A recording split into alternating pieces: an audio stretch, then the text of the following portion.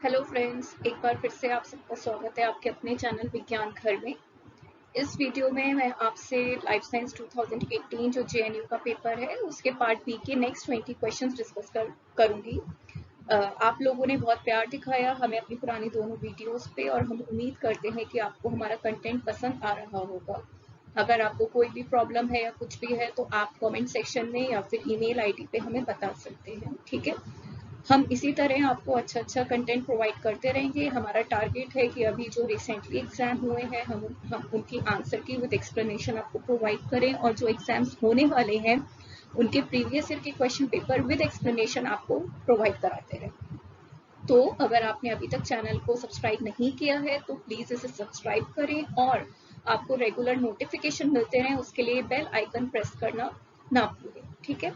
तो चलिए शुरू करते हैं हम फर्स्ट क्वेश्चन से। Which one of the following dyes is used for the endospore staining? ठीक है, सो एंडोस्पोर हम लोग को पता है एक बैक्टीरिया में स्ट्रक्चर होता है, ठीक है। सो एंडोस्पोर के साथ प्रॉब्लम क्या होता है कि it can not be stain with ordinary methods, ठीक है, क्योंकि जो स्टेन होते हैं वो इसकी वॉल को पेनिट्रेट नहीं कर पाते हैं, जैसे कि ग्राम स्टेनिंग हो गए या सिंपल मेथड्स हो गए, ठीक है। तो इसके लिए इन जनरल मैलिकाइट ग्रीन यूज किया जाता है, क्योंकि मैलिकाइट ग्रीन जो होता है वो इसकी जो आपकी एंडोस्पोर की वॉल होती है उसको इजीली पेनिट्रेट कर देता है, ठीक है। तो जो भी हीट फिक्स्ड आपका स्टेन होता है, हीट फिक्स स्मेयर होता है, उस पे से अप्लाई करते हैं। अप्लाई करने के बाद में हम इसे वॉश ऑफ कर देते हैं। वॉश करने के बाद में हम क्या करते हैं, फिर से सैफरीन से काउंटर स्टेन कर देते हैं। तो जो एंडोस्पोर होता है वो तो मैलिकाइट ग्रीन से स्टेन हो जाता है और बाकी जो पार्ट्स बचते हैं वो सारे आपके सैफरीन से स्टेन हो जाते हैं, ठीक है।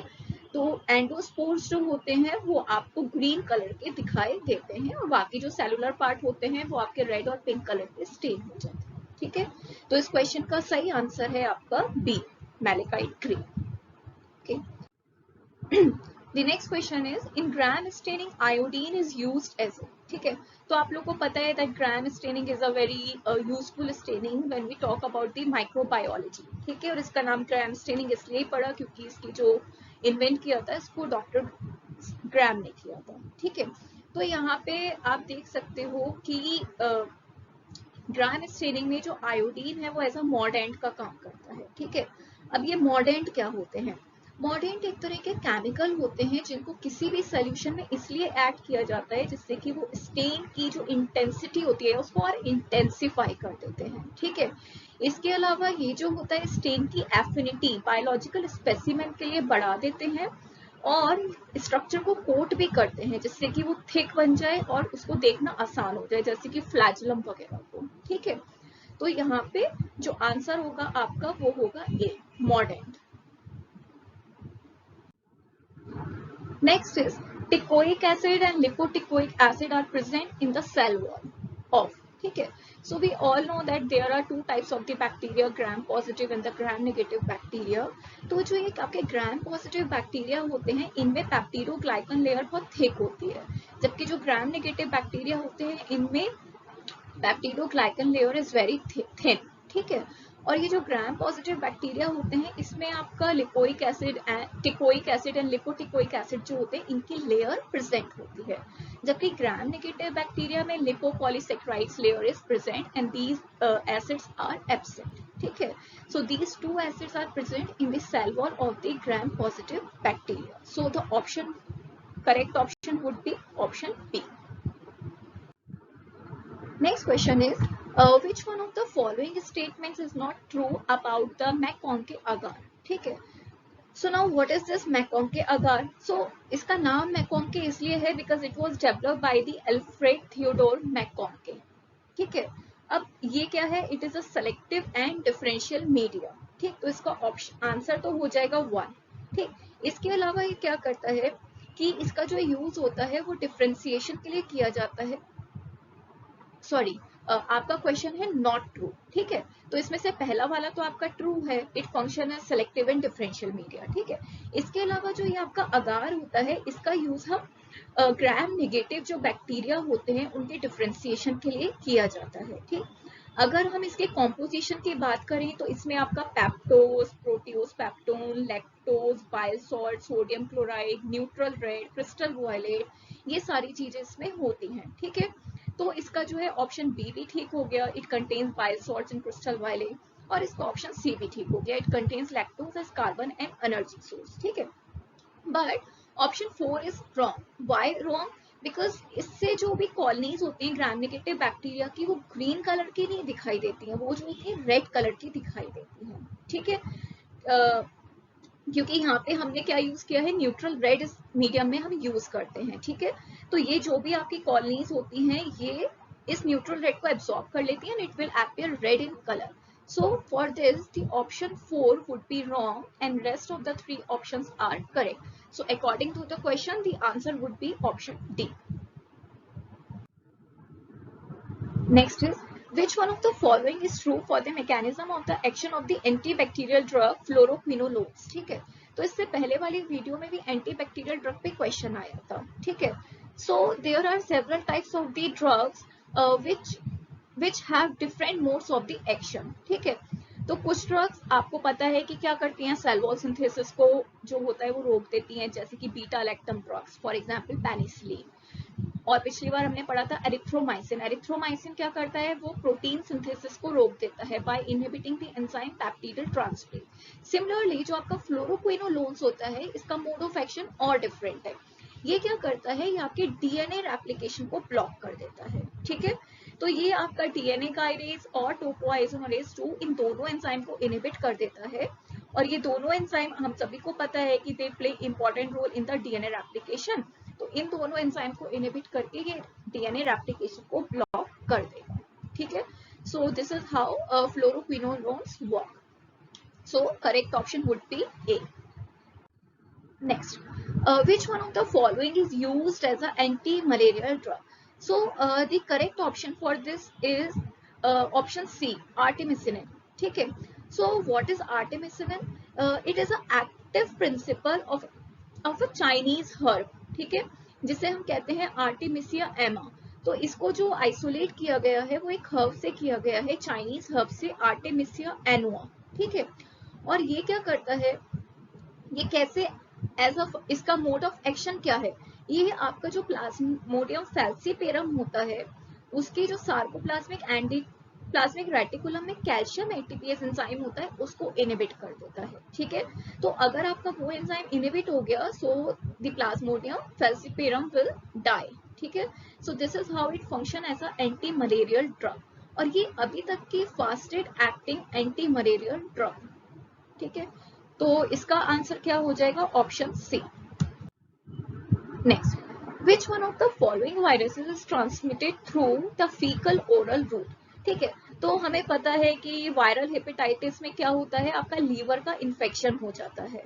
ठीक है, अब ये आपका एक्यूट फॉर्म में भी प्रेजेंट हो सकता है। ठीक है, या फिर जो होता है क्रोनिक फॉर्म में भी प्रेजेंट हो सकता है। जो most common form of hepatitis होते हैं, they are of 5 types, A B C D E.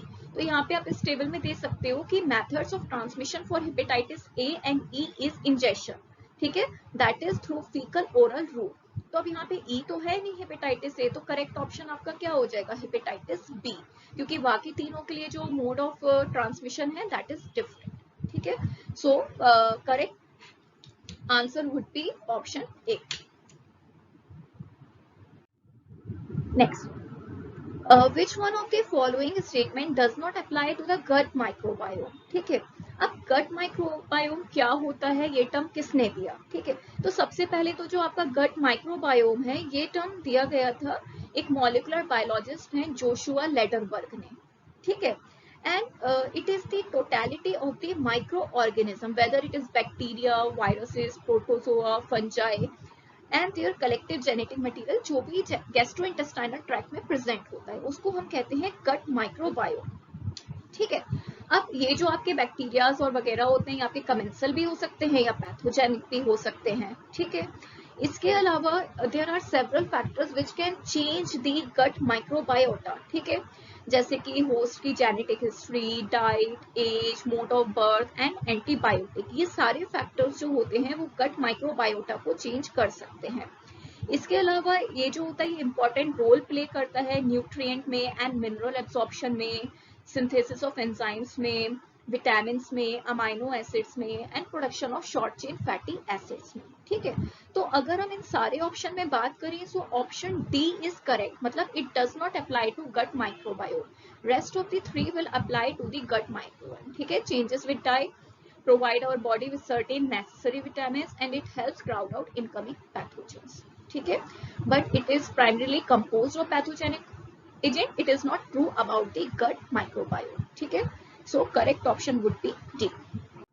Next one is, which one of the following bacteria lacks a cell wall and is therefore resistant to the penicillin? ठीक है, अब आपको मैंने just अभी बताया कि पेनिसिलिन क्या है, एक बीटा लैक्टम ड्रग है जो कि वर्क करती हैं as a anti bacterial by inhibiting bacterial cell wall synthesis. ठीक है, अब अगर कोई ऐसा बैक्टीरिया है जिसमें सेल वॉल ही नहीं होती है तो उसके केस में तो वो रेसिस्टेंट हो जाएगा ना पेनिसिलिन के लिए। तो हमें वही बताना है कि कौन सा बैक्टीरिया ऐसा है जिसमें सेल वॉल नहीं होती है। ठीक, so option would be B. जो माइकोप्लाज्मास होते हैं इनके केस में आपके सेल वॉल जो होती है एब्सेंट होती है, इसलिए ये प्लियोमॉर्फिक होते हैं। ठीक है, क्योंकि अपनी शेप जो होते हैं वो बदल सकते हैं। ठीक, सो इसके केस में option B would be correct, that is the mycoplasma. Mycoplasma से आप सभी को पता है कौन सी डिसीज होती है, specially pneumonia. Mycoplasma pneumoniae causes the pneumonia. ठीक है, next, which of the following terms is a name for a form of the leishmaniasis? ठीक है, तो लीशमैनियासिस आपको पता है, जो लीशमानिया डोनोवानी होता है उससे एक डिसीज होती है जिसे हम कालाजार भी कहते हैं या लीशमैनियासिस भी कहते हैं। It is a protozoan parasite. ठीक है, और इसका जो ट्रांसमिशन होता है वो एक सेंट फ्लाई के काटने से होता है, फीमेल फैलोबोटामस। ठीक है, तो it is a sand fly, so इसके लिए जो वेक्टर है वो है एक सेंट फ्लाई फैलोबोटोमस। ठीक है, so option B would be correct. Now comes to the next question. Which one of the following statement is not true about the vitamin D? ठीक है, तो अगर हमें पता हो तो विटामिन डी जो होता है उसको लीवर और किडनीज कन्वर्ट कर देती हैं एक हार्मोन में जिसको हम कहते हैं कैल्सिट्रायोल। तो आपका ऑप्शन ए करेक्ट हो जाएगा। ठीक, ऑप्शन ए तो करेक्ट है। दूसरा क्या है, it deficiency causes rickets in children. ये भी हमें पता है कि विटामिन डी की डेफिशिएंसी से बच्चों में रिकेट्स होता है और जो एडल्ट्स होते हैं उनमें ऑस्टियोमेलेसिया होता है। तो option B is also correct. Third is, raw milk is a good source of vitamin D. This option is wrong, क्योंकि अगर हम बात करते हैं rich source of vitamin D की तो उसके लिए जो भी फ्लैश होता है आपका फैटी फिशेस का, और इसके अलावा जो फिश लीवर ऑयल होते हैं, these two are the most rich source of the vitamin D, ना कि रॉ मिल्क आपका। ठीक है, तो ऑप्शन सी आपका गलत है। और लास्ट जो है 70 hydrocholesterol in human skin is converted to cholecalciferol by UV radiation, ये भी आपका ऑप्शन ठीक है। ठीक है, तो इसमें जो आपका है ये ऑप्शन सी जो है वो ट्रू नहीं है, तो option C would be correct. ठीक है, move to the next question. For a reaction X, delta G is equal to minus 10 kilocalorie per mole and for the reaction Y, delta G is equal to minus 5 kilocalorie per mole. हमें इसमें बताना है कि reaction rate को लेके कौन सा statement ठीक है। ठीक है, तो यहाँ पे आप लोग देख सकते हो कि जस्ट मिनट।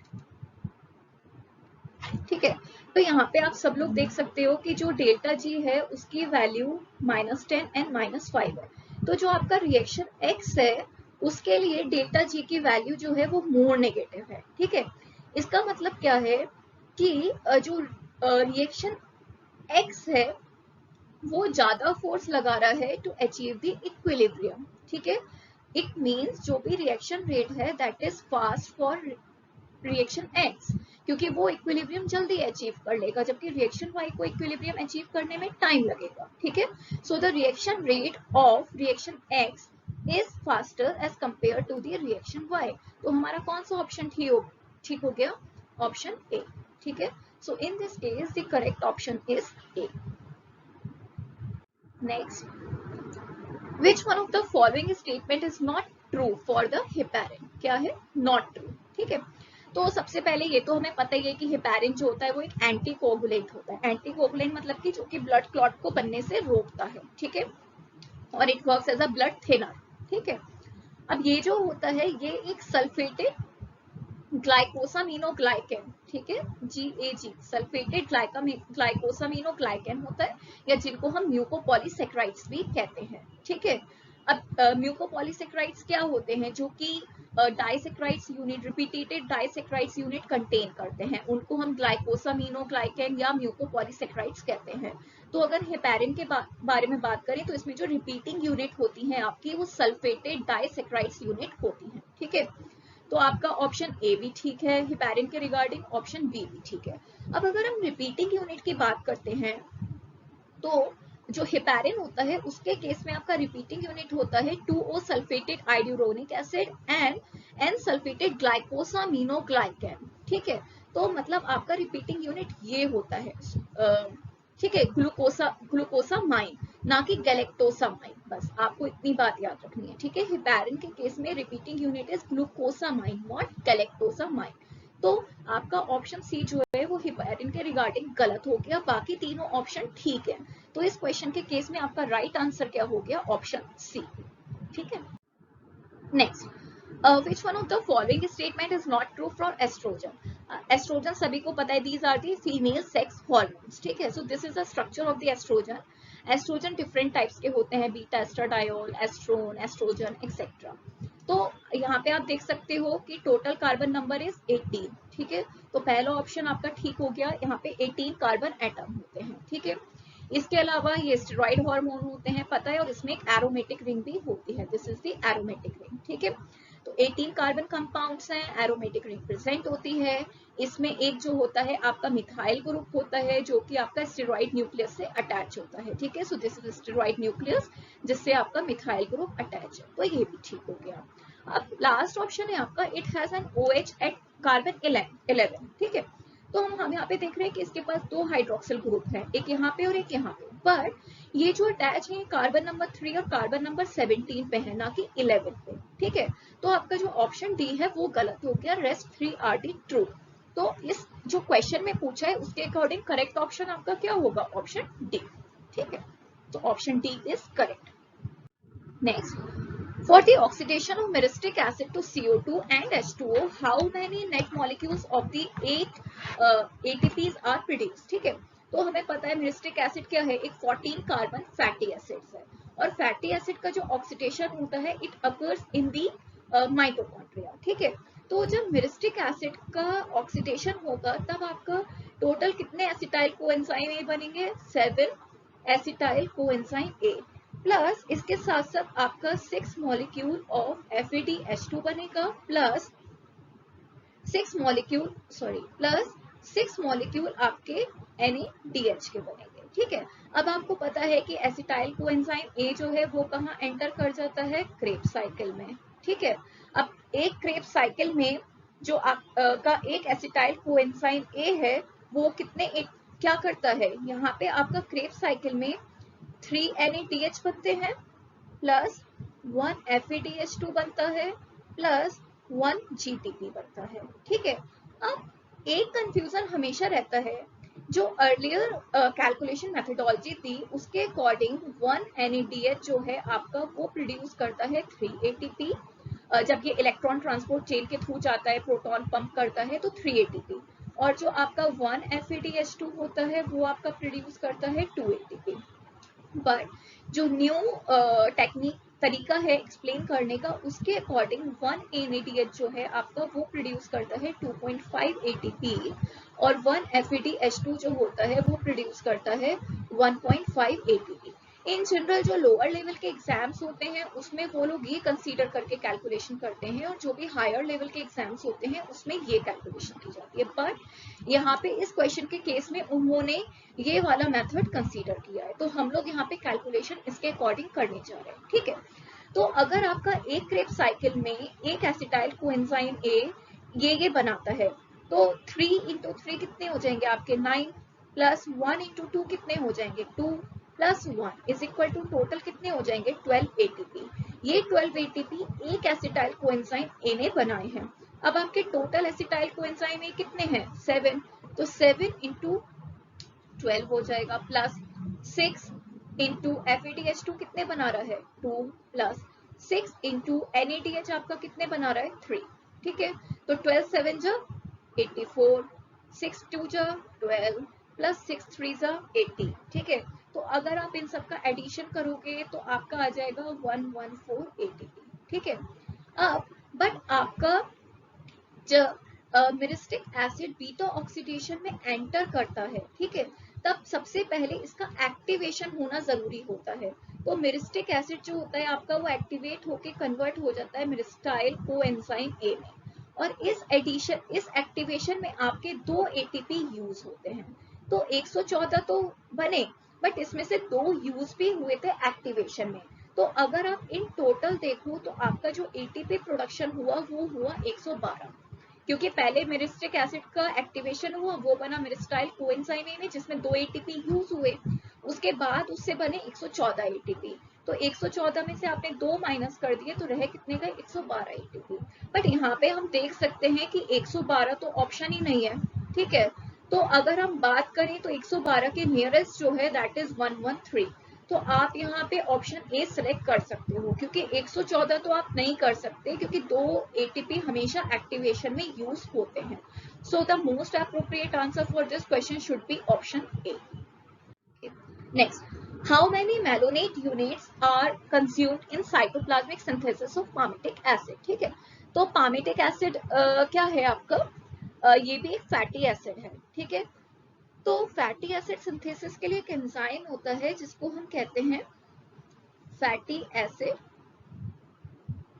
सिंथेटेज। ठीक है, तो ये क्या होता है, ये जो होता है सबसे पहले तो फैटी एसिड सिंथेसिस जो होता है आपका होता है साइटोप्लाज्म ऑफ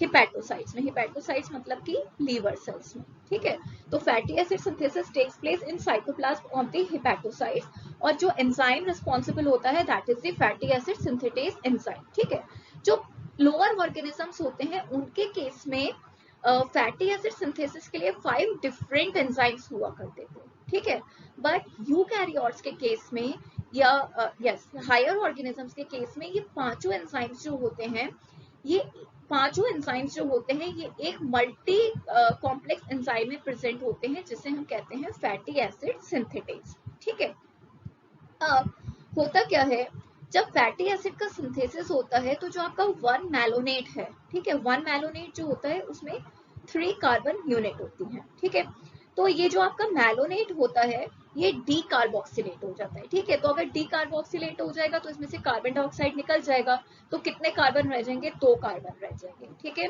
और इससे क्या बन जाएगा एसिटाइल कोएंजाइम ए बन जाएगा, और वो एसिटाइल कोएंजाइम ए अपडेट हो जाएगा एज अ फैटी एसिड।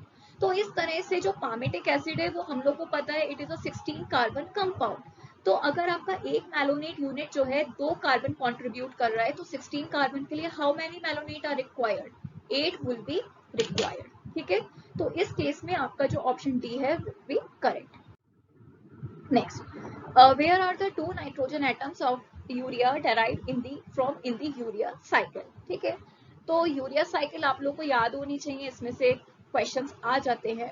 इस यूरिया साइकिल जो है वो हैंस क्रैब और हैंसलिट ने दिया था। तो यहाँ पे आप देख सकते हो कि यूरिया में जो एक नाइट्रोजन है वो आता है अमोनियम से।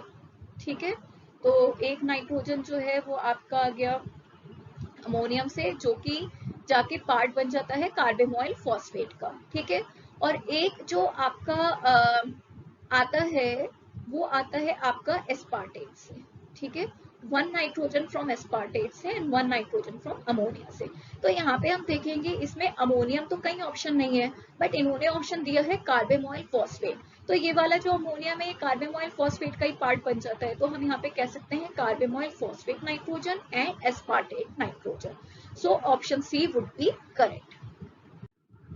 Next, in which order are the 3 components of the purine nucleotides produced or attached during the synthesis? ठीक है, तो प्यूरिन हमें पता है 2 रिंग्स कंपाउंड्स होते हैं। ठीक है, एक हेक्सोज रिंग होती है और एक पेंटोज रिंग होती है। ठीक, तो adenine and guanines are the purines and the thymine, cytosine and uracil are the पाइरिमिडीन्स।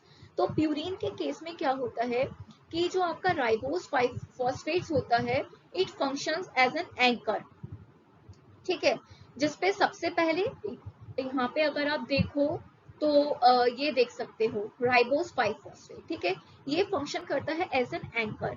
इस पे सबसे पहले एक छोटी रिंग बनती है जिसे हम इमिडाजोल रिंग कहते हैं, और उसके बाद में बड़ी रिंग बन जाती है जिसको हम कह देते हैं पायरिडीन रिंग, और इस तरह से 2 रिंग कंपाउंड बन जाता है फाइनली प्यूरिन, ठीक है। तो इसमें आपका जो सीक्वेंस होगा ये डी वाला होगा, तो इसलिए correct option would B D. Next, oxidation of fatty acid in mitochondria generates which of the following. तो ये हमें पता है कि जो भी फैटी एसिड का बीटा ऑक्सीडेशन होता है जो माइटोकॉन्ड्रिया में होता है, उसका एंड प्रोडक्ट हमेशा ये आपका एसिटाइल कोएंजाइम ए होता है, ठीक है, एसिटाइल कोएंजाइम ए। तो आपके 2 कार्बन एसिटाइल कोएंजाइम ए के फॉर्म में निकलते रहते हैं, और फिर से जो भी बचता है आपका वो फिर से पूरे साइकिल के थ्रू जाता रहता है। इस तरह से end product will be acetyl coenzyme A, तो option B is correct. So the next question is, if you have to prepare 1 ml solution of sodium chloride in 1 liter of water, how much quantity of sodium chloride you would dissolve in water? ठीक है, तो we all know that the molecular weight of the sodium chloride is just 1 minute 58.44. So 1 molar is equal to 58.44 gram per liter. और अगर हम बात करते हैं 1 millimolar की, तो आपका क्या हो जाएगा 58.44 mg पर लीटर। तो इस केस में आपका ऑप्शन सी जो है वो करेक्ट हो जाएगा, ठीक है। तो आई होप आपको ये वीडियो पसंद आया होगा, आपको एक्सप्लेनेशन समझ में आई होंगी। अगर कोई भी डाउट है तो आप लोग कमेंट सेक्शन में हमें डाल सकते हैं। अगर आपने चैनल अभी तक सब्सक्राइब नहीं किया है तो सब्सक्राइब कर लीजिए और बेल आइकन पे प्रेस कर दीजिए, ठीक है। जल्दी हम आपके लिए इसके आगे की और वीडियोस 2018 की एज वेल एज 2019 पेपर्स की वीडियो जल्द ही रिलीज करने जा रहे हैं, ठीक है। So thank you all.